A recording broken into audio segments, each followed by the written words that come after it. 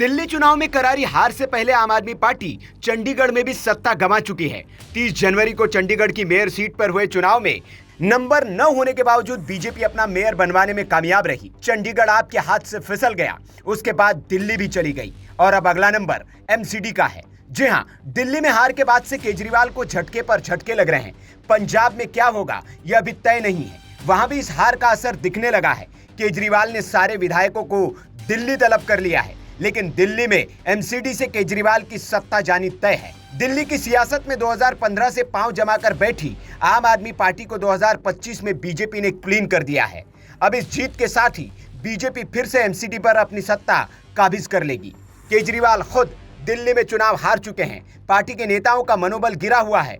ये मनोबल अभी और गिरने वाला है, क्योंकि एमसीडी में 2 महीने बाद ही मेयर के लिए चुनाव होने हैं और इस चुनाव में आपकी सत्ता जानी तय है।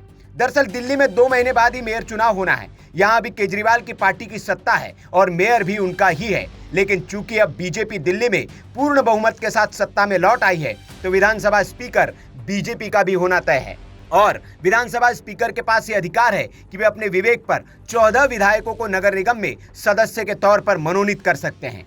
अभी तक की परंपरा रही है कि सत्ता पर काबिज पार्टी के विधायकों को ही मनोनीत किया जाता रहा है। स्पीकर अगर 14 मनोनीत सदस्यों में से 13 भी अगर बीजेपी के नगर निगम में भेज देते हैं, तो बीजेपी आसानी से एमसीडी में बहुमत हासिल कर लेगी।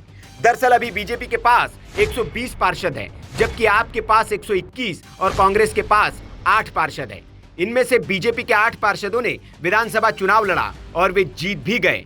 इस लिहाज से बीजेपी के पास 112 पार्षद बचे हैं। वही 3 आपके पार्षद भी विधायक बन गए हैं, जिससे आपके पार्षदों की संख्या 118 रह गई है। अगर स्पीकर 13 विधायकों को नगर निगम में मनोनीत करके भेजते हैं, तो 7 लोकसभा सांसद और 13 विधायक मिलकर बीजेपी के कुल सदस्यों की संख्या 132 हो जाएगी।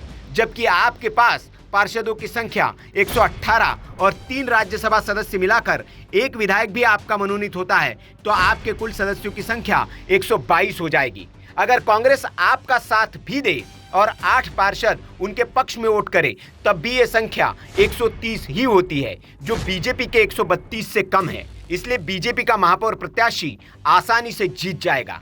दरअसल नगर निगम में हर साल महापौर का चुनाव अप्रैल महीने में होता है। इस लिहाज से अप्रैल में केजरीवाल के हाथ से एमसीडी का भी जाना तय है। इसके लिए बीजेपी को किसी तरह की तोड़फोड़ करने की भी जरूरत नहीं है। Bureau report, VK news. VK news, राष्ट्र के नाम।